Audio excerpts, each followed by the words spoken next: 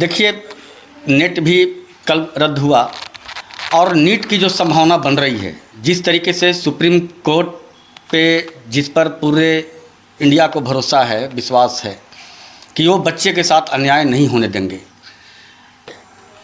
जहाँ तक नीट में एक एक परत जितने एविडेंस आए हैं उसकी अगर बात किया जाए तो हम समझते हैं कि एनटीए को रीफॉर्मेट पर जाना होगा।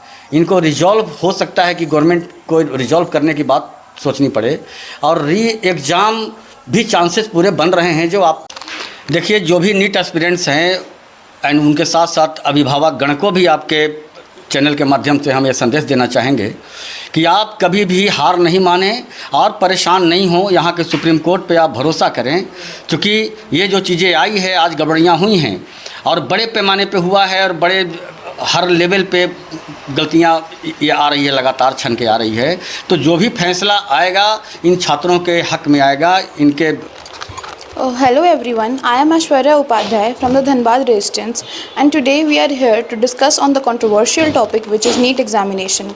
And today the director of Goal Institute, Mr. Sanjay Anand sir, is present between us to give the views on this topic. So let's interact with him. नमस्कार सर। नमस्कार सर, जो अभी विषय जो चर्चा में फैला हुआ है वो है नीट एग्जामिनेशन। नीट एग्जामिनेशन सबको पता होता है कि नीट एग्ज़ाम होता है, लेकिन इसका महत्व बहुत कम लोगों को पता होता है। तो सर, आप इस पर क्या बोलना चाहेंगे? देखिए, नीट एग्ज़ामिनेशन इतनी बड़ी एग्ज़ाम है पूरे इंडिया के लिए, पूरे देश के लिए। आप समझ सकते हैं कि नीट को क्रैक करने वाले स्टूडेंट डॉक्टर बनते हैं और एक डॉक्टर बनने की प्रक्रिया है कि यूजी निकालने के बाद देन बच्चे मेडिकल कॉलेज में जाते हैं और वहाँ जाने के बाद भी इनकी 8 से 10 साल तक की बड़ी कड़ी मेहनत होती है।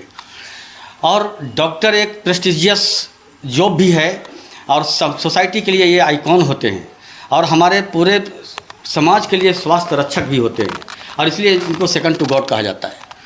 तो नीट का इम्पोर्टेंस ये है और सबसे बड़ी बात है कि बच्चे का करियर तो इसमें सुरक्षित माना जाता है, क्योंकि हार्ड वर्क है तो मान सम्मान के साथ पैसा भी है। और ये इतनी बड़ी प्रेस्टिजियस जॉब है कि इसके लिए आप समझ सकते हैं कि हाईली पॉपुलेटेड कंट्री है इंडिया, लेकिन यहाँ 24 लाख बच्चों ने इस बार एग्ज़ाम दिया जी। और उसमें से आप समझ सकते हैं कि लेस देन 2% रिजल्ट गवर्नमेंट की सीट है यहाँ जहाँ पे बच्चे पहुँचते हैं। तो नीट एग्जामिनेशन में डॉक्टर बनने की प्रक्रिया में और सबसे बड़ी बात है कि किसी भी तरह का डॉक्टर बनना हो, या MBBS हो, डेंटल हो, वेटनरी हो, होम्योपैथ हो, आयुर्वेद हो, उनका सिलेक्शन का एक ही एग्ज़ाम होता है, नीट एग्ज़ाम। जी जी। और सर, जो हम सब जैसा जान रहे हैं कि कल एक खबर आई है हमारे बीच कि UGC नेट भी रद्द कर दिया गया है। जो नेशनल लेवल के एग्जामिनेशंस होते हैं, जब उसमें ही करप्शन किया जा रहा है सर, तो जो हमारे देश के छात्र छात्राएं हैं उनका भविष्य तो अंधकार की ओर जा रहा है। तो उस पर आप क्या बोलना चाहेंगे?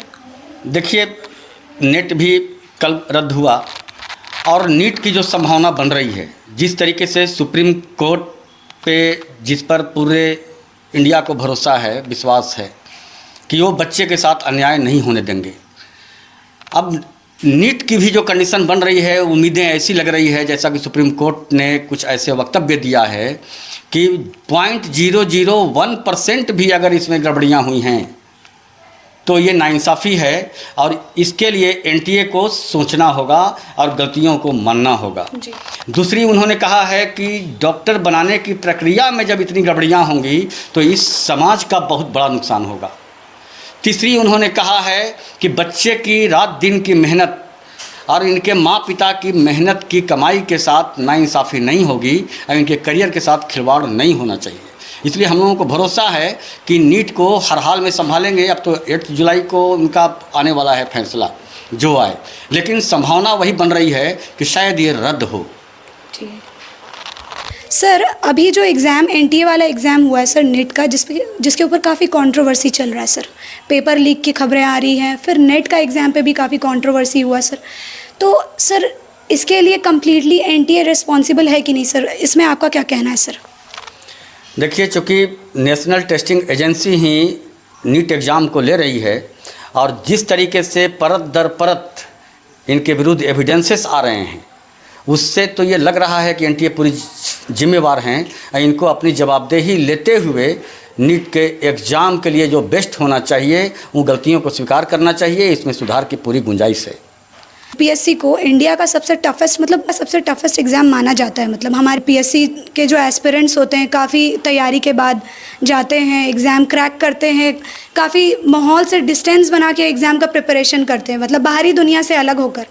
तो सर उस एग्ज़ाम्स के ऊपर तो कभी ऐसा कंट्रोवर्सी नहीं हुआ है सर। देखिए, एक बात समझना बहुत अनिवार्य है कि यूपीएससी को 8 उनके पर्सनैलिटी ऐसे हैं जो कंप्लीट कॉन्स्टिट्यूएंसी के द्वारा गाइडेड होते हैं, वो परमानेंट हैं।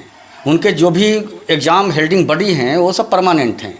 बस नेशनल टेस्टिंग एजेंसी में मैक्सिमम ऐसे लोग हायर किए गए हैं जो एक्स ऑफिशियल हैं, तो शायद उनको इन चीज़ों पर बहुत ज़्यादा पकड़ नहीं बने और इसकी वजह से शायद गवर्नमेंट की भी पकड़ इस पर ना रहे। जहाँ तक नीट में एक एक परत जितने एविडेंस आए हैं उसकी अगर बात किया जाए तो हम समझते हैं कि एनटीए को रीफॉर्मेट पर जाना होगा। इनको रिजॉल्व हो सकता है कि गवर्नमेंट को रिजॉल्व करने की बात सोचनी पड़े और री एग्ज़ाम भी चांसेस पूरे बन रहे हैं जो आप महसूस कर रहे हैं। चूँकि सुप्रीम कोर्ट पे तो जब हम लोग हार जाते हैं तो अंततः ये जो बच्चे मेहनत के बल पर जो एक एक सीट लेते हैं, ये अंततः सुप्रीम कोर्ट में फैसला वो आने वाला है 8 जुलाई को, और मैं समझता हूँ कि ये फैसला उनके हक में होगा। सर जैसा कि आप बता रहे कि मतलब यूपीएससी एग्ज़ाम्स के बारे में, तो कहीं ना कहीं सर नेट एग्ज़ाम्स में जो एनटीए का रोल है काफ़ी ज़्यादा, मतलब पूरा रिस्पॉन्सिबिलिटी उन पर ही आती है। कहीं ना कहीं की जब बात आती है तो ये जवाबदेही और जिम्मेवारी तो समझना होगा। क्योंकि इस तरीके से कदाचार मुक्त एग्जामिनेशन अगर नहीं होंगे तो उस हालात में हम लोग ये कह सकते हैं कि फिर हम लोग कैसे डॉक्टर बना रहे हैं और कैसा समाज बना रहे हैं, कैसा राष्ट्र बना रहे हैं। जो बच्चे रात दिन मेहनत करते हैं, जिनके माँ पिता की मेहनत की कमाई उन पे जा रही है, तो उस हालात में आप ये समझ सकते हैं कि आप देखिए कि कहीं पे क्वेश्चन जला हुआ मिलता है, कहीं पे बच्चे को कहीं रात भर जाकर क्वेश्चन उनको रटवाया जाता है। बच्चे अब स्वीकार करना शुरू कर दिया वैसे स्टूडेंट कि हमने गलत किया है, जो क्वेश्चन हमें रटवाया गया वो सेम क्वेश्चन वहाँ आता भी है। इस तरीके से आपने देखा कि ग्रेस मार्क्स देने का क्या इनका सिस्टम रहा। आप कहते हैं कि 1563 बच्चे को ग्रेस मार्क्स दिए हैं, कितने बच्चे को दिए हैं ये तो आप जानते हैं। आप एक दिन के लिए विंडो खोलते हैं और 20 से 24 हज़ार बच्चा फॉर्म भरता है और लगभग इतने ही बच्चों का रैंक पीछे जाता है, तो इसमें बहुत सारे प्रश्न चिन्ह उठे हैं और तब हम लोगों को ये कहना पड़ रहा है कि शायद री एग्ज़ाम की संभावना है। तो वो बच्चे जो रात दिन मेहनत करके इस बार रिजल्ट लिए हैं और जिनका मोमेंटम टूट गया, जिनका जो पढ़ाई का सीक्वेंस था, जो रिदम था, वो टूट गया और वो बच्चे परेशान हैं कि मुझे अगर समय कम मिलेगा तो मुझे रिवीजन करना, प्रैक्टिस करना, एंड देन फिर पता नहीं क्या होगा या नहीं होगा। तो इन बच्चों के साथ, उनके भविष्य के साथ कभी खिलवाड़ नहीं होना चाहिए, क्योंकि जो फिर नीट एस्पिरेंट्स जो आगे के लिए तैयारी कर रहे हैं उनका मनोबल टूटेगा और वो बच्चे फिर डॉक्टर बनना नहीं चाहेंगे। तब जबकि आप जानती हैं कि मेडिकल में इतनी tough competition and competition break करने के बाद एक बच्चा यूजी ब्रेक करता है, यूजी के बाद PG, then MS, MD, DM, पता नहीं कितनी डिग्रियां, और ये डिग्री लेते लेते उनकी जीवन पर्यंत बस केवल 3 ही फार्मूला उनके पास होता है, पढ़ाई, पढ़ाई और पढ़ाई। वैसे बच्चे के साथ इंसाफ होना ही चाहिए, जिसे आप सेकंड टू गॉड कहते हैं। और जो नीट के एस्पिरेंट्स हैं जिनका मनोबल टूट रहा है या टूट चुका है, जो अभी हुआ है, तो सर जो बच्चे अभी एंजाइटी के, डिप्रेशन के शिकार हो रहे हैं, तो आपका उनको क्या संदेश है जिसको वो सुन करके प्रोत्साहित हो जाएं और आगे बढ़ें? देखिए, जो भी नीट एस्पिरेंट्स हैं एंड उनके साथ साथ अभिभावक गण को भी आपके चैनल के माध्यम से हम ये संदेश देना चाहेंगे कि आप कभी भी हार नहीं माने और परेशान नहीं हो। यहाँ के सुप्रीम कोर्ट पे आप भरोसा करें, क्योंकि ये जो चीज़ें आई है आज गड़बड़ियाँ हुई हैं और बड़े पैमाने पे हुआ है और बड़े हर लेवल पे गलतियाँ ये आ रही है, लगातार छन के आ रही है। तो जो भी फैसला आएगा इन छात्रों के हक में आएगा, इनके लिए आएगा।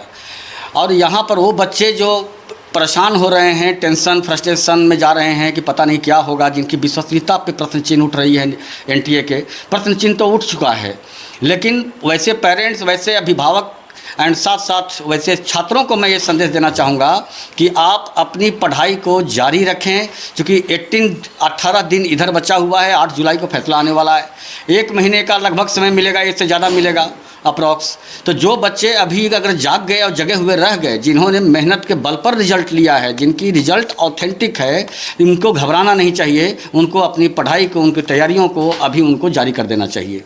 एंड पेरेंट्स को परेशान नहीं होना चाहिए कि हमको दूसरे स्ट्रीम में जाना चाहिए, डॉक्टर पता नहीं इसी तरीके से सदैव होता होगा, अगली बार भी अगर ऐसा ही होगा तो फिर हमारे बच्चे के करियर का क्या होगा या बच्चे का क्या होगा। तो आप ये टेंशन नहीं लें, भरोसा रखें कि आगे सब कुछ चीज़ें अच्छी होगी और इन्हें करना ही होगा।